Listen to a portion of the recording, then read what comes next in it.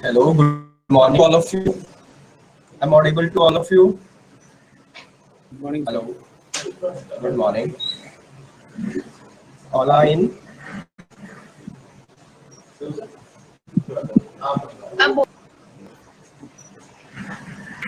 the class. So today I'm going to discuss with you some current affair quizzes questions from 1st April to 9th April. देखिए current affairs आप सब prepare कर रहे होंगे I hope so सबका अच्छा चल रहा है ओके देखिए करंट अफेयर्स के बारे में थोड़ा सा डिस्कस कर लेते हैं पहले क्योंकि आपके current affairs hello am I dot good morning good morning देखिए करंट अफेयर्स के बारे में आप पूरा पढ़ते हैं पूरे वीक पढ़ते हैं थोड़ा सा डिस्कस करते हैं कि करंट अफेयर्स आपको कैसे करना चाहिए बेसिकली करंट अफेयर जब आप प्रिपेयर करते हैं तो आप डेली बेसिस पर जितने भी न्यूज़पेपर जो भी आप रीड करते हैं हिंदू न्यूज़पेपर या टाइम्स ऑफ इंडिया जैसे बैंकिंग की जो प्रिपरेशन कर रहे हैं या एसएससी की भी प्रिपरेशन जो भी कर रहे हैं तो उनको अवेयर रहना पड़ेगा टोटल वो अपने नोट्स प्रिपेयर करा करें पूरे वीक उन्हें वन लीनियर लाइनर बेसिस पर आप रेडी करा करो रेडी करने के बाद आप उसे सैटरडे या संडे जैसे भी आपको टाइम लगता है उस हिसाब से आप उसको फिर एक बार गो थ्रू हो जाया करो सारे करंट इवेंट से जितने भी आपकी पूरे वीक में रही है ठीक है तो ये आपका बेसिक एक जरिया होना चाहिए क्योंकि आपको मेजर तौर पर अगर बात करें एसएससी की तो स्टैटिक आपके करंट अफेयर्स के क्वेश्चन ज़्यादातर पूछे जाते हैं बाकी अगर आपकी बात करें बैंकिंग से तो बैंकिंग रिलेटेड आपके क्वेश्चन जो होते हैं वो आपके ज़्यादातर बैंकिंग सेक्टर से आते हैं या आपके स्पोर्ट्स न्यूज से आते हैं या कोई भी अवार्ड्स न्यूज जो होती है उनसे रिलेटेड होते हैं ठीक तो इसी बेसिस पर मैंने कुछ क्वेश्चंस आपके लिए रेडी किए हैं जो आपके 1 अप्रैल से 9 अप्रैल तक के हैं ठीक है तो एक एक करके हम क्वेश्चंस को डिस्कस करना शुरू करते हैं जैसे कि आपको दिखाई दे रहा होगा फर्स्ट क्वेश्चन आपका that is Anandam, the Center for Happiness has been inaugurated at the which institution? तो बताइए आपको ये क्वेश्चन विजिबल है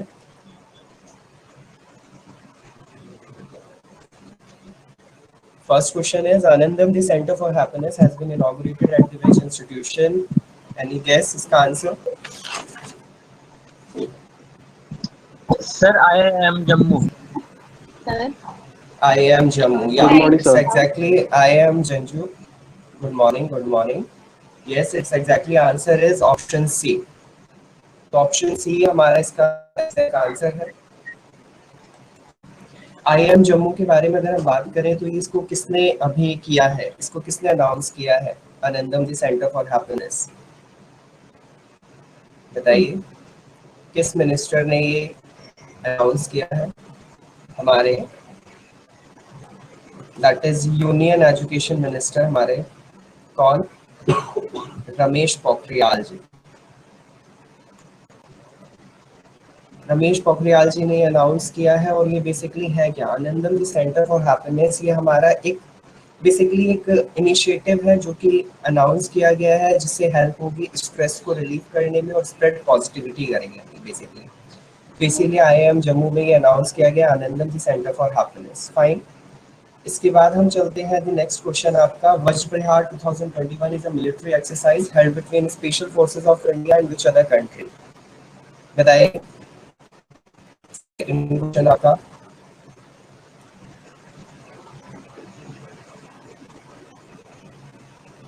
यस देखिए वज्रप्रहार 2021 है क्या बेसिकली एक मिलिट्री एक्सरसाइज है जो कि इंडिया एंड यूएसए के बीच में की गई है तो option D is the right answer yes USA और इंडिया के बीच में Vajra Prahar 2021 is a military exercise जो कि ली गई है और इस एक्सरसाइज का काम क्या है बेसिकली ये जॉइंट मिलिट्री एक्सरसाइज है जो कि अब 11th एडिशन इसका हुआ है और ये 11th एडिशन आपका कहाँ पर हुआ है it is actually in Himachal Pradesh तो ये हिमाचल प्रदेश में हुआ है हिमाचल प्रदेश में ये एक्सरसाइज की गई है एट द प्लेस जिसका नाम है बकलो ठीक है इस एक्सरसाइज का काम क्या है बेसिकली प्लानिंग, एक जॉइंट मिशन प्लानिंग है।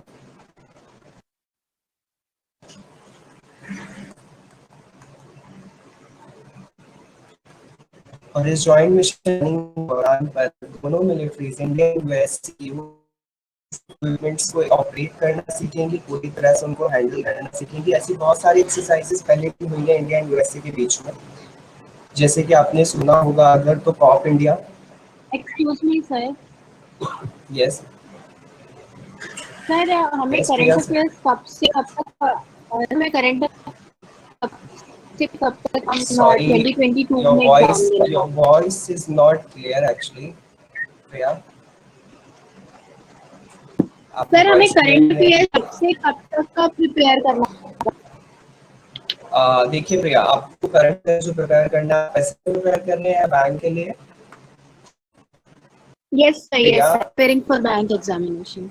बैंक एग्जामिनेशन, तो बैंकिंग एग्जामिनेशन की जितनी भी आपको करंट प्रिपेयर करने हैं वो आपके अराउंड 5 to 4 मंथ्स के प्रिपेयर करने चाहिए। जबकि एसएससी की अगर बात करें तो एसएससी में आपको करना चाहिए, का भी पूछ लेते हैं समटाइम्स, रिसेंटली न्यूज़ तो पूछते हैं। बैंकिंग सेक्टर के लिए आपको बैंकिंग से जितनी भी रिलेटेड न्यूज़ आती है ना, स्टॉक मार्केटिंग की, आरबीआई से रिलेटेड मॉनेटरी पॉलिसीज, सारी आपको रीड करना चाहिए जो आपकी 6 मंथ्स अर्लियर हुई। ठीक है, okay, thank you sir. Okay. तो वज्र प्रहार 2021 आपका जो हुआ है ये आपका basically for which you are answering see, आप किस आंसर के लिए सी ऑप्ट कर रहे हैं? क्वेश्चन 3। अभी मैं वज्र प्रहार 2021 पर ही हूँ। वज्र प्रहार 2021 जो हुआ है, ऐसे इंडिया और यूएसए के बीच में बहुत सारी एक्सरसाइजेज हुई हैं, जैसे कि कॉप इंडिया, कॉप इंडिया हुई है, आपका रेड फ्लैग और आपकी मालाबार एक्सरसाइजेस। ठीक है, ये सारे आपके ऐसे एक्सरसाइजेज हैं जो कि इंडिया एंड यूएसए के मिलिट्री फोर्सेस के बीच में हुई हैं, तो आप इनको एक बार गो थ्रू हो जाइएगा। बाकी रोजाना के करंट अफेयर्स में जो yes The Malabar exercise, the Malabar exercise happened between all the 4 Quad groups or just between India and US? No, all the 4 Quad groups, India, USA, Japan and UAE. Okay,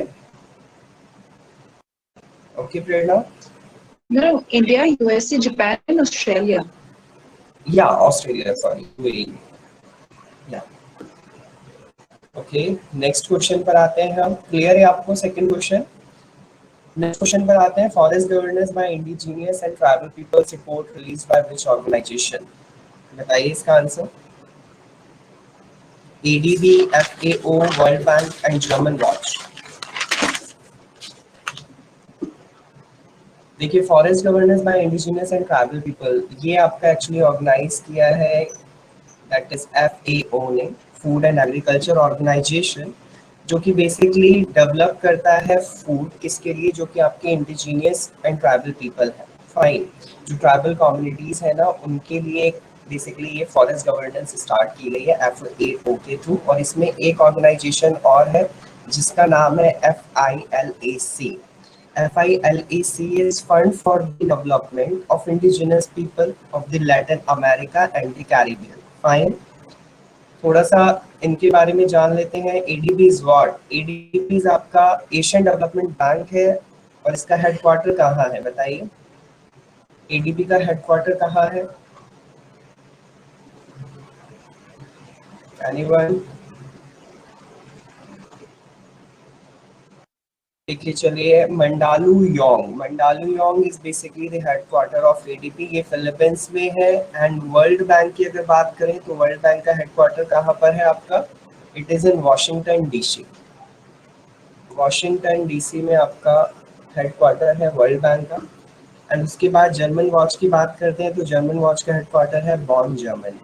okay, so coming to the next question, that is which of the following belongs to the category of highly pathogenic avian influenza? Avian influenza के बारे में आप बहुत पहले से आ रहे हैं। It's a bird flu. Basically आपने सबसे पहले जो सुना होगा एक वायरस जिसका नाम था H1N1 virus. Fine. H1N1 virus जिससे बर्ड फ्लू फैलता है, और बर्ड फ्लू बेसिकली जहाँ पे भी मतलब फ्लाई करते हैं या उनका कंटामिनेटेड एरिया जहाँ पर भी उनका फीकल मटेरियल है उसके थ्रू फैलता है। तो ऐसे ही कुछ एवियन इन्फ्लुएंजा हम अभी रिसेंटली भी देखे गए हैं कुछ इंडिया के स्टेट्स में, जैसे कि राजस्थान में देखा गया है, केरला में भी देखा गया है, हिमाचल प्रदेश, मध्य प्रदेश में भी, यूपी एंड गुजरात में भी।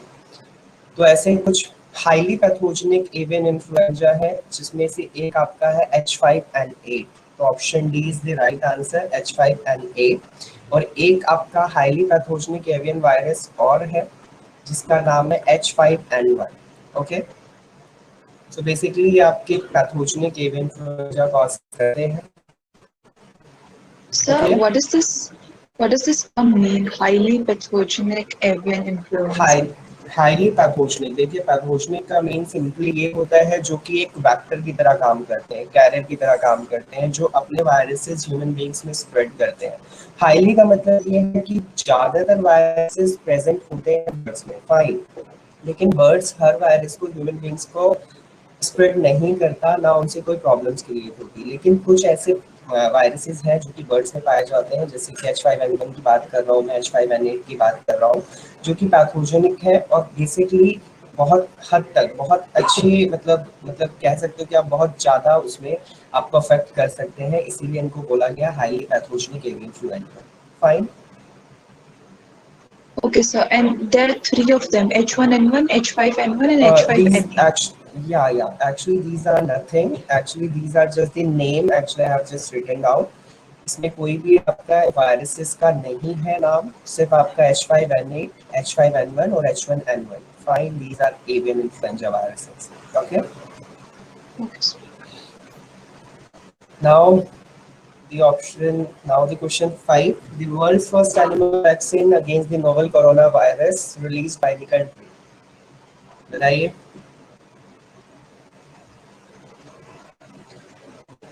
So the first, no. Its answer is Russia. Actually, the first world animal vaccine against the novel coronavirus released by the country Russia, जिन्होंने डॉग्स के लिए, कैट्स के लिए, इवन आपके मिंक्स के लिए और आपके फॉक्सेस के लिए, इनके लिए ये एनिमल वैक्सीन शुरू किया है, क्योंकि आपका नोवल कोरोना वायरस एनिमल्स में भी पहुंच रहा है और उनको बचाने के लिए बेसिकली रशिया ने सबसे पहला इनिशिएटिव लिया है और उन्होंने फर्स्ट एनिमल वैक्सीन रेडी भी कर ली। ठीक है, clear? So coming to the next, that is the government of India provides the Mukti Jodha scholarship schemes to the students of the sir आज आपकी पहली क्लास है? Yes. ओके Yes, दीपक। Sir आज आपकी फर्स्ट क्लास है? हाँ जी, any query इसके अलावा? नहीं सर, मतलब अचानक से पहले बस आज हाँ। पहली क्लासेस सर के साथ ऐसा में बोलो। Yes, एक एक करके बताइए। फ्यूचर में बाकी क्लासेस आप ही कराने वाले हो? Hope so. ओके नहीं एक्चुअली हमें कि आलोकित सर करवा रहे थे ना, इसलिए हाँ, आलोकित सर आपकी क्लास करा रहे थे, लेकिन अब से आपकी क्लासेस मैं ही लूंगा। ओके हमें कोई इन्फॉर्मेशन नहीं मिला। आलोकित सर को क्या हो गया sir? Okay I don't know about that कि आलोकित सर को क्या हो गया है, लेकिन अभी पढ़ने पर ध्यान दें। चलिए, क्वेश्चन 6 है आपका। The government of India provides the Mukti Jodha scholarship schemes to the students of the which country. देखिए, मुक्ति जोधा स्कीम है क्या, पहले तो आप ये थोड़ा सा जानिए। मुक्ति जोधा स्कॉलरशिप स्कीम ये बेसिकली अभी स्टार्ट की गई है फॉर द बांग्लादेश। तो आई होप सो आपको आंसर इसका क्लियर हो गया है, बांग्लादेश। लेकिन बांग्लादेश में क्या किया गया इस स्कीम के तहत, 1971 के लिबरेशन वॉर में जितने भी आपके फ्रीडम फाइटर्स थे उनके सन यानी उनके डिसेंडेंट्स को करीब 2000 ऐसे लोग हैं जिनको इस स्कीम से बेनिफिट होने वाला है।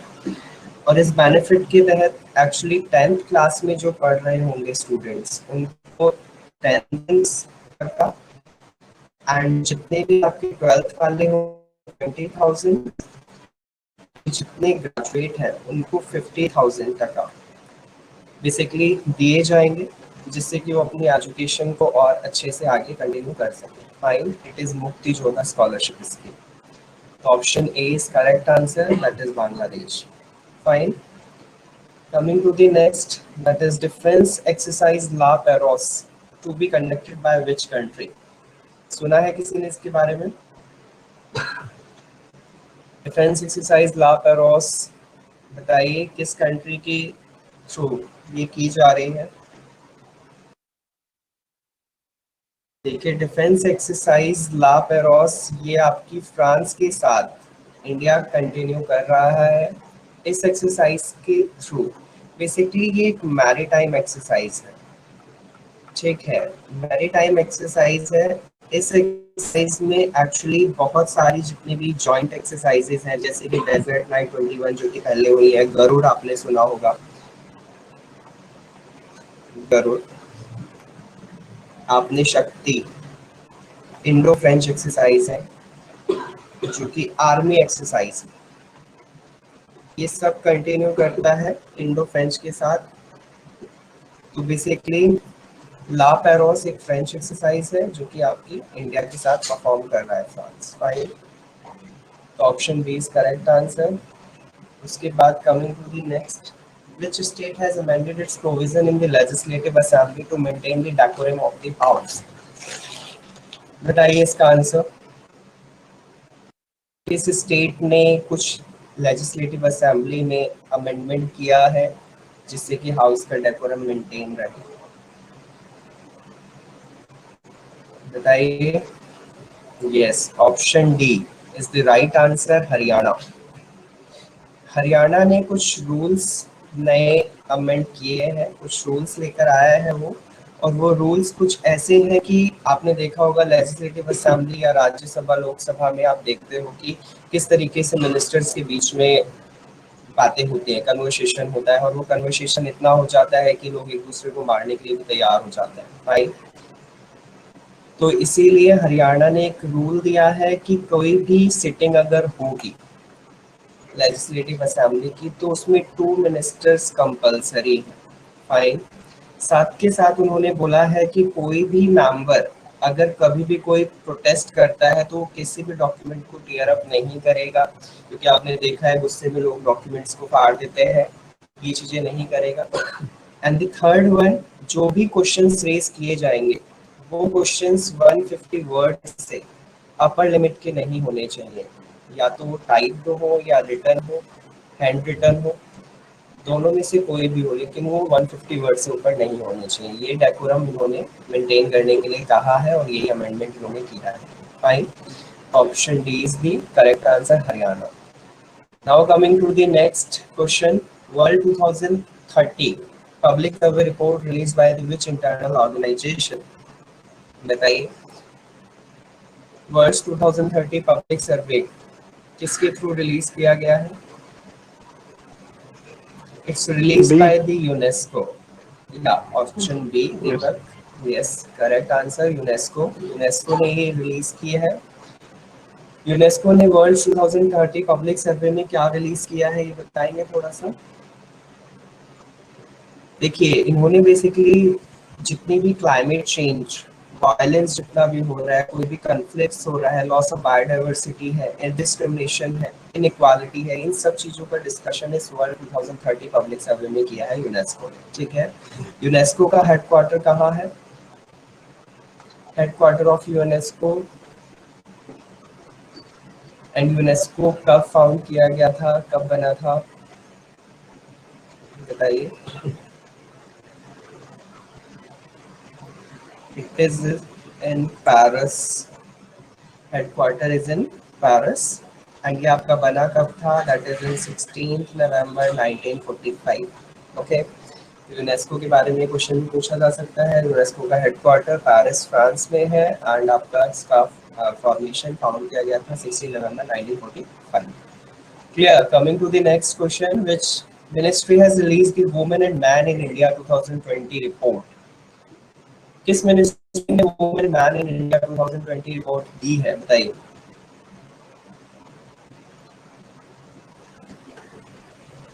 देखिए, ministry of statistics and programme implementation, इन्होंने women and man in India 2020 report दी है।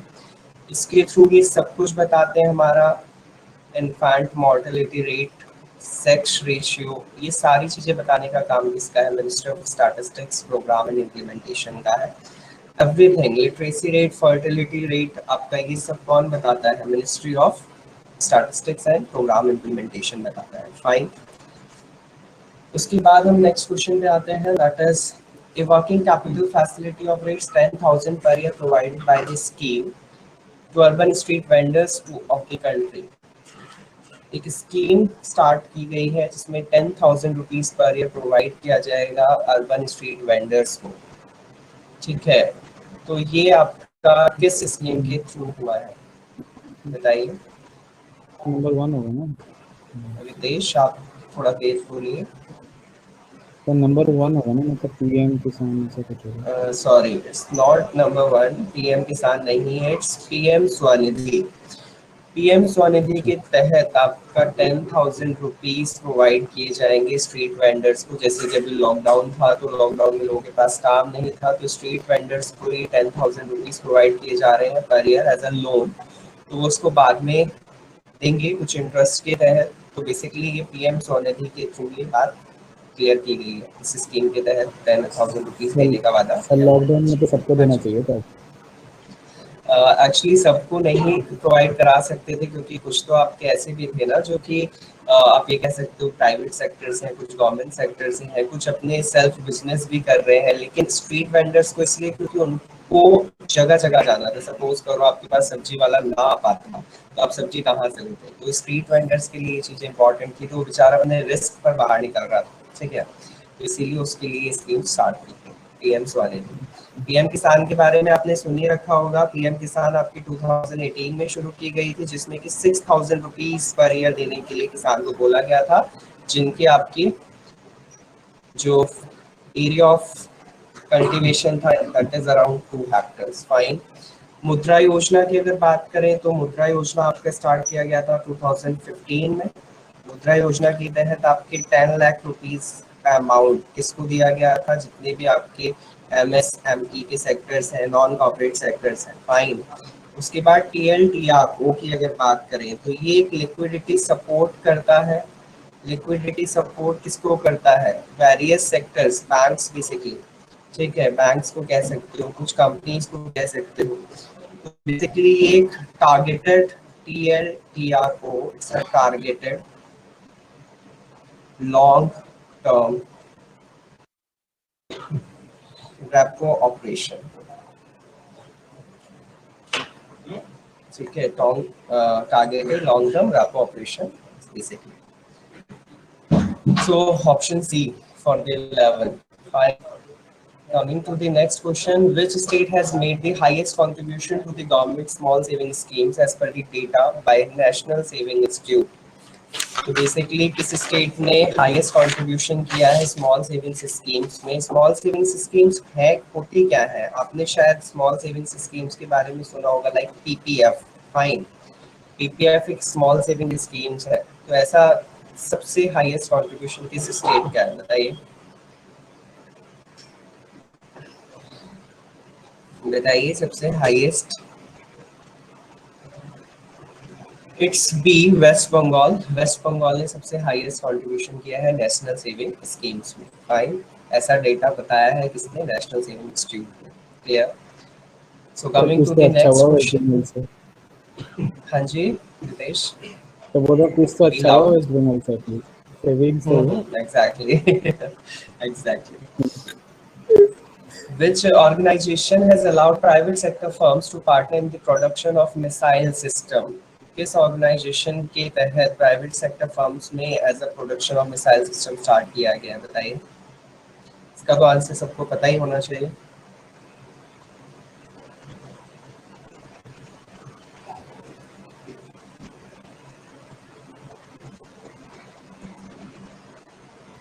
यस, ऑप्शन बी, डीआरडीओ के थ्रू ये चीज की गई है।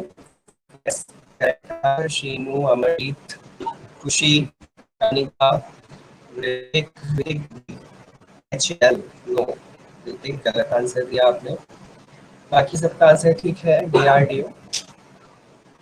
कमिंग टू दी DRDO के बारे में तो आपको पता हो, DRDO आपका हेडक्वार्टर न्यू दिल्ली में है। DRDO आपका कब फाउंड किया गया था? It is 1950। Okay, coming to the next question, which state has approved ordinance to regulate rent and tenancy agreement which was promulgated in the January 2020?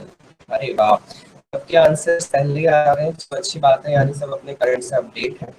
Yes, it's option is B, Uttar Pradesh. Uttar Pradesh में ये चीज की गई है कि आप देखते हैं जितने भी आजकल रेंटल हाउसेज हैं उन सब के एग्रीमेंट्स में बहुत ज़्यादा इश्यूज होते हैं, क्योंकि लोग इतने अवेयर नहीं है तो रेंट के बिना कर लेते हैं। लेकिन ऐसा प्रोमलगेट किया गया है यूपी में कि वो अपने टेनेंसी एग्रीमेंट बहुत ज़्यादा कंटिन्यू रखें। अगर कभी भी रेंट अथॉरिटी और रेंट ट्रिब्यूनल जो है उनके बीच में कभी डिस्प्यूट ना हो, तो ऐसा उत्तर प्रदेश ने किया।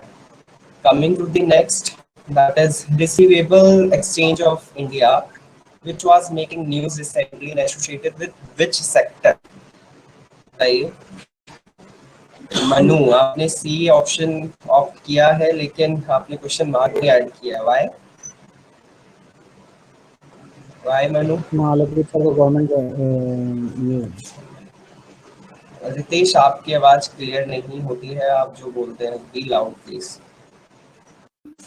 सर मैं मतलब कुछ पूछ रहा था, मम्मी से अच्छा, माइक ऑन करना। Sorry.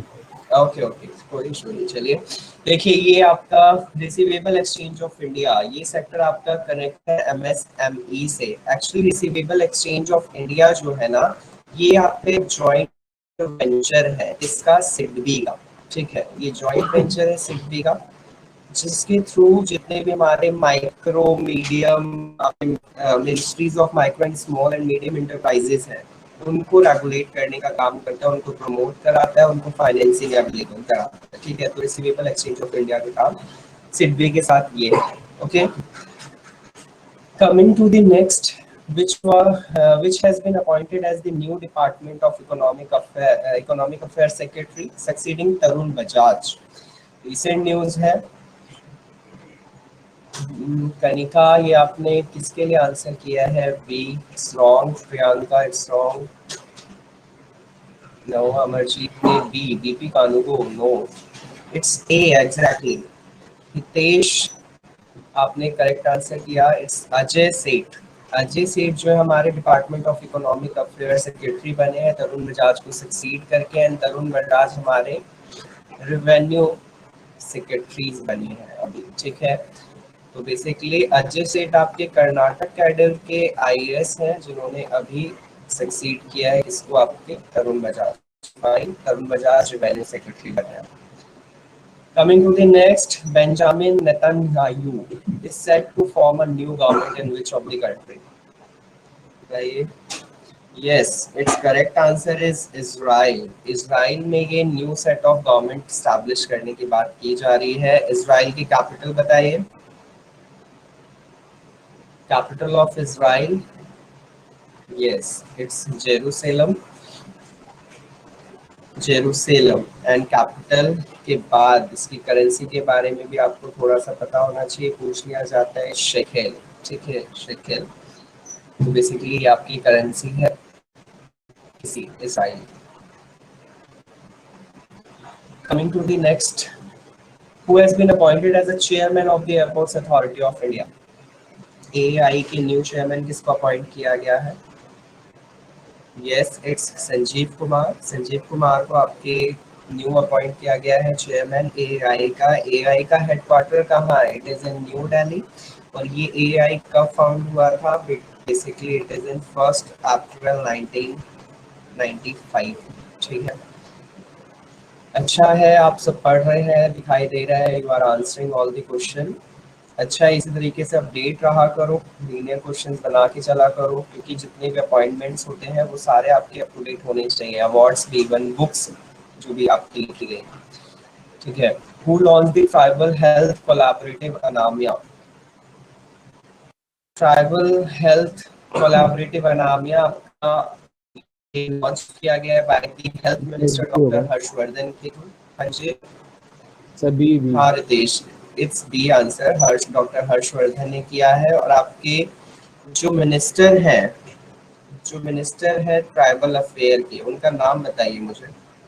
Minister of tribal affairs कौन है? Yes Kirat, it's Arjun Munda. Fine, Arjun Munda is basically the minister of tribal affairs, Arjun Munda. Jharkhand clear? के है ना वो सर? और ये आपका, हाँ जी, अनामिया का झारखंड काम के क्या है है वो? Basic? Sorry sorry, sir Jharkhand के है ना वो? हाँ जी हाँ जी। अनामिया बेसिकली हमारी हेल्थ फैसिलिटीज प्रोवाइड करेगा, और बेसिकली ये हेल्थ केयर भी करेगा जितने भी आपके ट्राइबल एरियाज के लोग हैं उन सबको, इसीलिए कोलैबोरेटिव स्टार्ट है।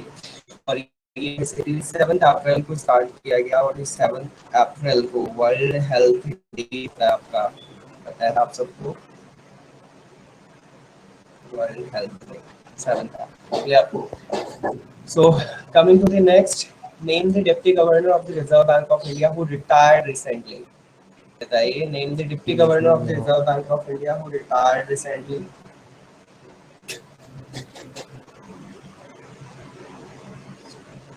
It's BP Kanungo.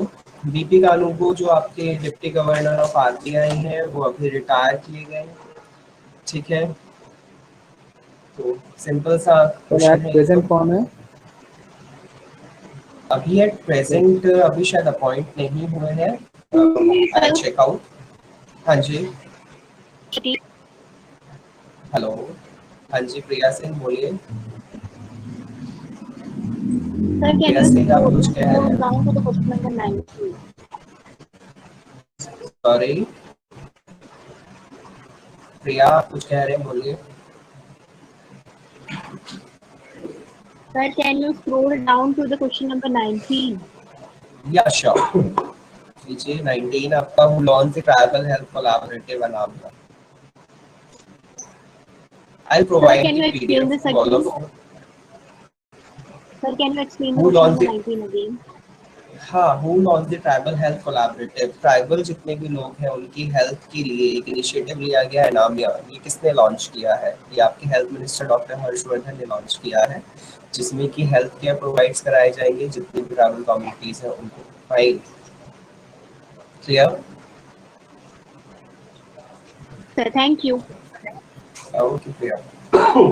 उसके बाद coming to the, okay, name the deputy governor of the reserve bank of India, ये हो चुका है। Now coming to the, who has been selected for the 30th GD Birla award for scientific research.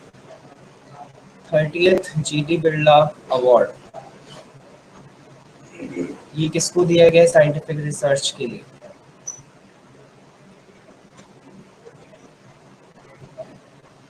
Yes, it's सुमन चक्रवर्ती। सुमन चक्रवर्ती को ये award दिया गया है। 30th GD Birla award जो है बेसिकली ये एक साइंटिफिक रिसर्च अवार्ड है जो कि आपका 50 से बिलो जो भी साइंटिस्ट है और वो कुछ ऐसे रिसर्च करते हैं उसके लिए दिया जाता है। सुमन चक्रवर्ती को दिया गया है, ठीक है। सुमन चक्रवर्ती को ये अवार्ड 50 से नीचे, और इसमें जो है बेसिकली कैश में 5 लाख का प्राइज भी है साथ में। तो सुमन चक्रवर्ती को अवार्ड मिला है। उसके बाद coming to the next, what was the revenue collected from the goods and service tax GST in March 2021? बताइए। It's A, yes, it's 1.23 lakh crore. It's 1.23 lakh crore. ये आपका टोटल जीएसटी है, कलेक्ट किया गया है आफ्टर लॉकडाउन। और जब से जीएसटी इंट्रोड्यूस किया गया है ये सबसे हाईएस्ट बोला जा रहा है कि हाईएस्ट। फाइन, तो याद रखना है कि अब तक जब से जीएसटी इंट्रोड्यूस हुआ है सबसे हाईएस्ट आपका अब तक मार्च में देखा गया after lockdown. Clear? Who is the author of book Manohar Parrikar Brilliant Mind and Simple Life?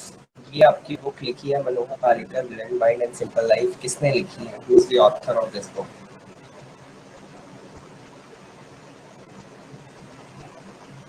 Yes, बताइए इसका आंसर।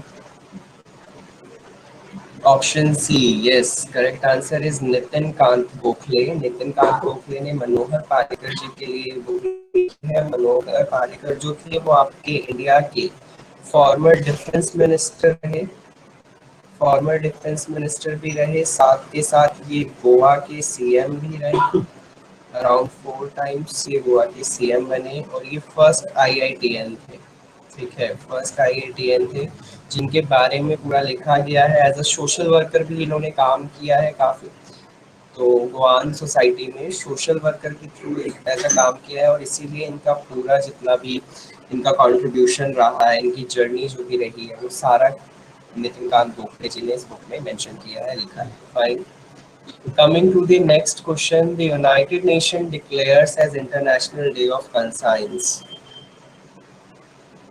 बताइए, the United Nations declares as a International Day of Conscience.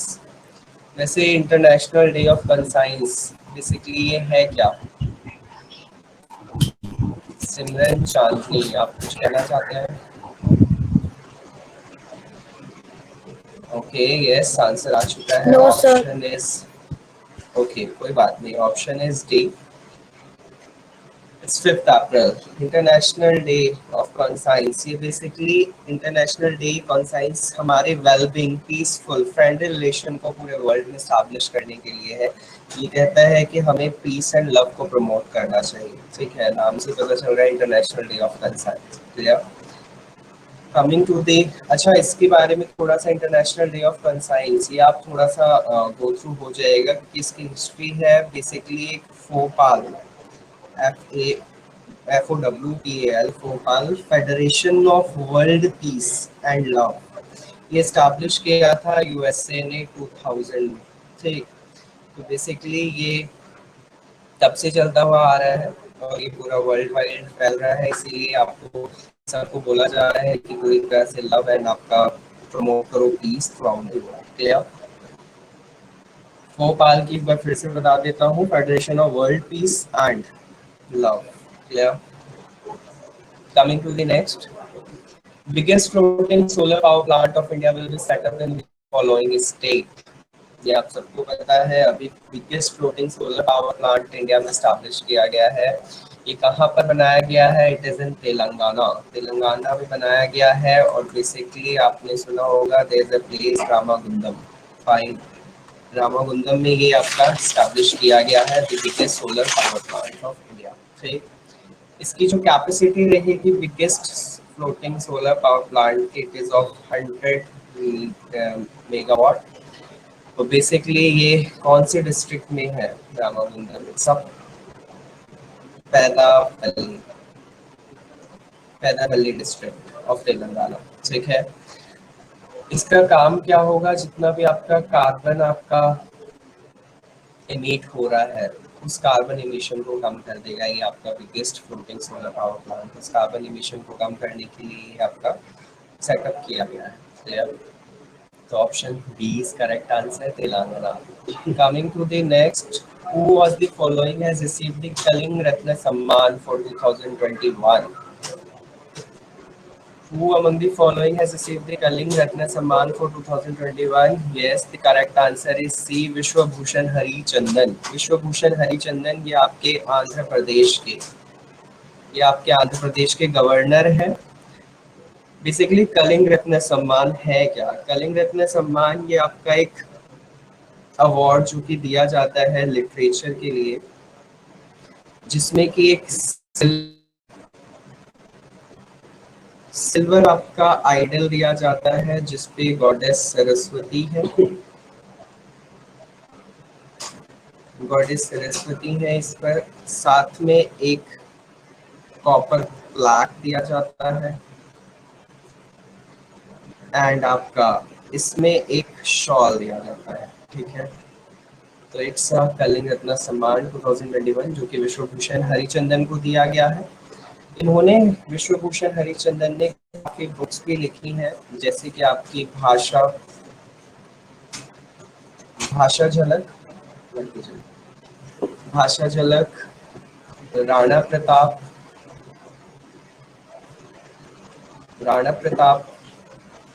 आपकी संग्राम सरी नहीं,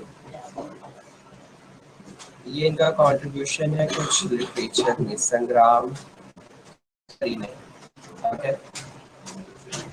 तो थोड़ा सा ये भी याद रखिएगा। Clear? Coming to the next, Tulip Festival was inaugurated recently on the foothills of which of the following Jammu and Kashmir? Tulip festival organise किया गया है, खुशी ने बी आंसर किया है इसके लिए,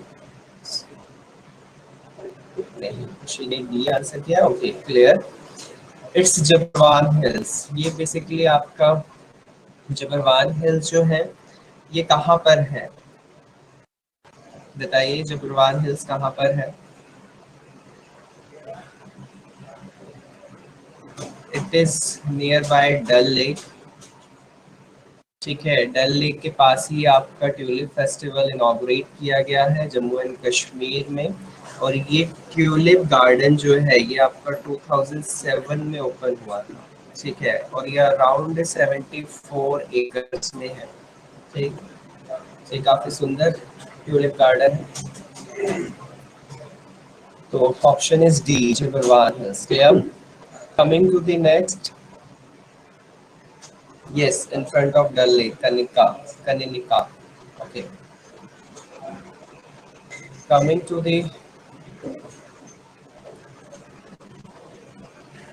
the next, who was appointed as the head of capacity building commission under mission Karmyogi? देखिए, कैबिनेट बिल्डिंग कमीशन के जो हेड हैं अंडर मिशन कर्मयोगी, यस आंसर आ चुका है आदिल जैनुल भाई। आदिल जैनुल भाई ने ये आप इनको हेड बनाया गया कैपेसिटी बिल्डिंग कमीशन के तहत। मिशन कर्मयोगी है क्या? देखिए, मिशन कर्मयोगी इज बेसिकली ये आपका ट्रेन करेगा जितने भी आपके सिविल सर्वेंट्स हैं उनको, सिविल सर्वेंट्स को ट्रेन करने के लिए ये मिशन कर्मयोगी स्टार्ट किया गया। जितनी भी आपकी ट्रांसपेरेंसी है उनको प्रोफेशनल टेक्नोलॉजी इनेबल्ड चीज़ें हैं वो सारी समझाई जाएंगी क्रिएटिव तरीके से, ये मिशन कर्मयोगी के अंडर बताया गया है। ठीक है, बाकी इसमें मैंने डी ऑप्शन में जो नाम दिया है दैट इज रामास्वामी बाला सुब्रमण्यम। रामास्वामी बाला सुब्रमण्यम ये आपके कौन है? ये इस कमीशन के HR है। ठीक है, ये इस कमीशन के HR हैं। और साथ के साथ आपका दैट इज परवीन परदेशी। परवीन परदेशी की अगर बात करें तो ये इस कमीशन के एडमिनिस्ट्रेशन का वर्क करते हैं। ठीक है, तो थोड़ा बहुत एक्स्ट्रा नॉलेज आपको कुछ रखनी पड़ेगी। ठीक है सर, हाँ जी, हाँ जी। ये मिशन गवर्नमेंट ऑफ इंडिया के द्वारा लॉन्च करा गया है क्या? गवर्नमेंट ऑफ इंडिया के थ्रू लॉन्च किया गया है। Any query? Okay, now coming to the next, अभी बहुत हाल में ही रिसेंट आपका मनु, प्रतीक, यश, गुड।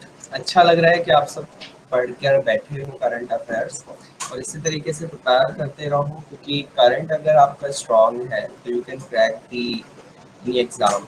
एटलीस्ट आपका बैंक के लिए तो करंट आपको बहुत हद तक प्रिपेयर करना पड़ेगा, काफ़ी डेप्थ में भी जाना होता है, क्योंकि बैंकिंग आजकल बहुत डीप में क्वेश्चंस पूछ रहा है करंट से रिलेटेड। ठीक है, तो बैंकिंग सेक्टर वालों को ध्यान रखना पड़ेगा। बाकी आपके SSC वाले जो है वो स्टार्टअप करते रहें थोड़ी थोड़ी चीज़ें, जैसे डेज के ऊपर मैंने ये क्वेश्चन रखा, तो डेज के ऊपर आपका वर्ल्ड हो या फिर आपका इंटरनेशनल है जो भी है आपको प्रिपेयर करते रहना चाहिए, उसे नोट डाउन करते रहा करो, सारी बुक्स के ऑथर्स को नोट डाउन करते रहा करो। एंड बैंकिंग सेक्टर्स वाले भी यही चीज़ किया करो, बैंक से रिलेटेड ज़्यादातर न्यूज़ अपनी देखा करो। ठीक है, क्योंकि जो नॉर्मल आपके न्यूज़पेपर्स आ रहे हैं उनमें बैंकिंग की न्यूज़ इतनी नहीं होती है। बाकी इकोनॉमिक टाइम्स आपका या फाइनेंस एक्सप्रेस, ये सब आपकी जो न्यूज़पेपर है इनमें आपकी बैंकिंग की न्यूज़ काफ़ी अच्छे से की जाती है।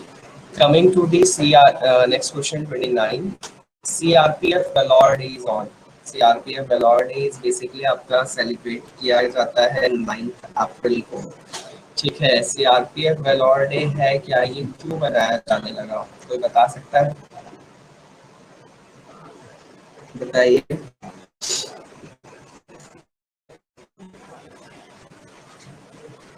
बताइए कोई एक्सप्लेन करेगा क्यों सीआरपीएफ वैलोर डे मनाया जाने लगा और ये कौन सा डे था आपकी सीआरपीएफ का, कौन से नंबर का डे था?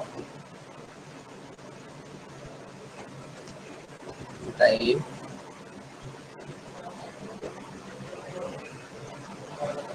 नहीं पता, किरण ने कहा नहीं पता। देखिए ये CRPF valour day 56th day था सीआरपीएफ वैलोर डे इस बार। बेसिकली आपका 1967 में पाक के साथ आपका एक वॉर हुआ। उस वॉर में कुछ सीआरपीएफ जवानों ने पाकिस्तान को डिफीट किया था, पाकिस्तान के कुछ जवान थे उनको डिफीट किया था, जिसमें से हमारे कुछ 6 या 7 सीआरपीएफ थे वो भी आपके मार्टीरियम में चले गए थे, बेसिकली शहीद हो गए थे। तो उसके लिए सीआरपीएफ वैलोर डे सेलिब्रेट किया जाता है। सीआरपीएफ का जो हेडक्वार्टर है वो कहाँ पर है? No Manu, it's I think 1967 if I'm not wrong, it's 1967. Yeah, headquarter is in New Delhi. और ये कब बना? ये आपका 27 जुलाई 1939, 27 जुलाई 1939 को बना। क्लियर? क्लियर? तो आपके सीआरपीएफ के डायरेक्टर जनरल का नाम बताइए कौन? सीआरपीएफ की डायरेक्टर जनरल कौन है? Yes Manu, right, it's Kuldeep Singh. Kuldeep Singh आपकी डायरेक्टर जनरल है सीआरपीएफ, ठीक है, सीआरपीएफ के। तो I think this information is enough. Coming to the next, that is Josha Osmani has been elected as the president of which country? Sumit Pathak, आप कुछ कहना चाहते हैं? No sir, no sir. Okay. Josha Osmani has been elected as the president of which country?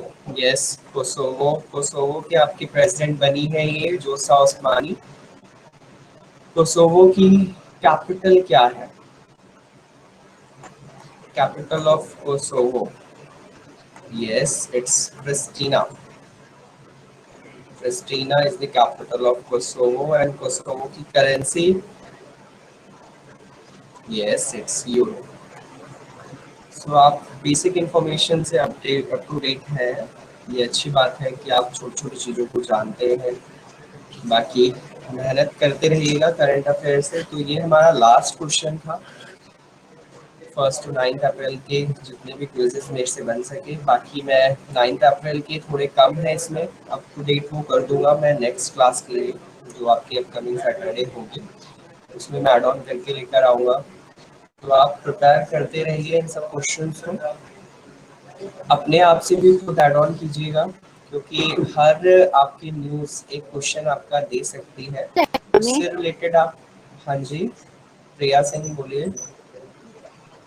Sir ये PDF मिल जाएगी हमें? हाँ जी मिल जाए आपको, ये पीडीएफ की फॉर्म में मैं प्रोवाइड पीडीएफ मिल जाएगी, ठीक है सर। वो आंसर्स मार्क कर दीजिएगा ना, तो इजी होता है मतलब।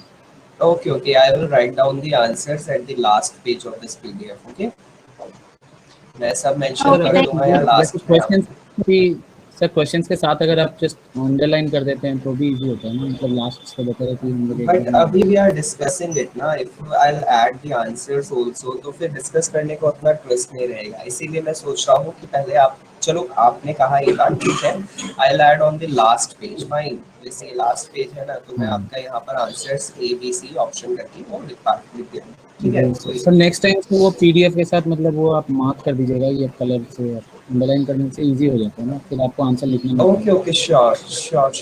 चलिए ठीक है, कोई इशू नहीं है। मैं आप जैसा कहेंगे जिसमें आप कंफर्टेबल हो I will. Preeti Kumari sir, maritime exercise. Okay देखिए, मैरीटाइम एक्सरसाइज का मतलब जितनी भी नावल एक्सरसाइजेज है ना शिप्स को लेकर, जितनी भी हमारी नेवी से रिलेटेड एक्सरसाइज है, वो सारी मैरीटाइम एक्सरसाइजेज कहलाती है। फाइन, उनकी देख रेख शिप में, फाइन, ये सब नावल एक्सरसाइजेज में आता है। Any question? किसी को अगर कुछ और पूछना है तो आप पूछ सकते हैं करंट रिलेटेड। बाकी आपकी सर बैंकिंग में ओके कनिका, ठीक है, मैं आपकी अगली बार से भी मैं ऐसे मेंशन कर दूंगा कि ये एसएस से रिलेटेड मोस्ट इम्पॉर्टेंट है और ये आपकी बैंक से रिलेटेड मोस्ट इम्पॉर्टेंट है, ठीक है। तो मैं बैंक के क्वेश्चंस भी ऐड करा करूंगा, उनको अलग से हाईलाइटेड कर दिया करूंगा कि बैंक में ज़्यादा आने के चांसेस है in comparison of SSC. Okay,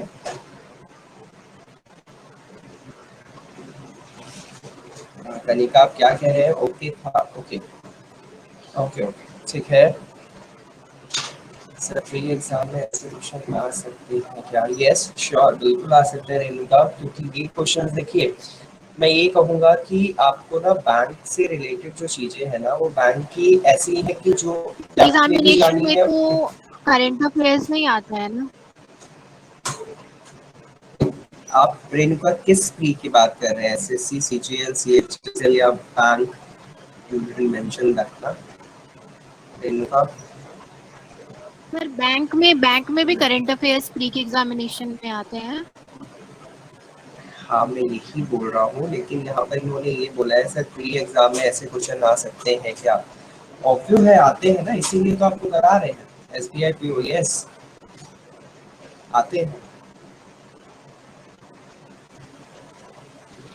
sir आप कहाँ से हैं? रितेश, रितेश इतनी अभी जी इंफॉर्मेशन सर। नहीं लेनी चाहिए, ठीक है। ये पता चल अच्छा जाएगा धीरे धीरे। बाकी sir. Not to worry about मैं कहाँ से हूँ वैसे। चलो मैं बता दूँ, मैं दिल्ली से ही हूँ। आप कहाँ से हैं? सर कलकत्ता। कलकत्ता से, ओके। बैंक के प्रीलिम्स में करंट अफेयर आते हैं। संदीप, संदीप आप प्रिपरेशन कर रहे हैं और आप थोड़ा सा अप टू डेट रहिए कि क्या चीज़ें आती हैं क्या नहीं आती। एक बार go through with the syllabus, okay.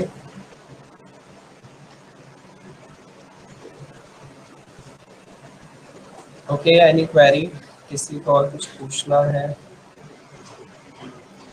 बाकी हम डिस्कस करेंगे नेक्स्ट क्लास में। अभी आपकी करंट अफेयर्स की क्लास होंगी मेरे से, तो मैं बीच में करंट न्यूज़ भी डिस्कस कर लिया करूँगा और जनरल अवेयरनेस की भी क्लासेस होंगी, ठीक है। तो जनरल अवेयरनेस की क्लास में जितनी भी टर्मिनोलॉजीज आती हैं बैंक से रिलेटेड या वट एवर इट इज़, क्योंकि अगर सपोज करो मैं जनरल अवेयरनेस आपको पढ़ाऊँगा और मैं साइंस की टैग भी आपको कवर कराऊँगा, सो एसएससी और बैंक बैच सर ये तो मैं पीओ दोनों प्री में करंट अफेयर्स आते हैं। या या सर आईबीपीएस पीओ प्री में। या okay thank you sir.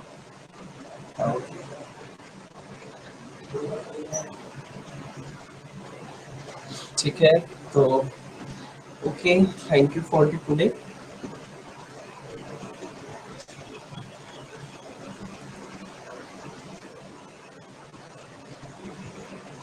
Okay class, thank you.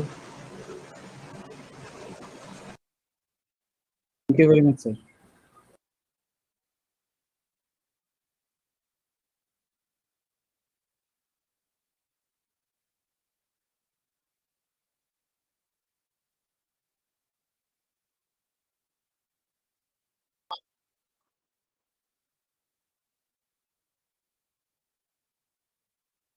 Pre examination में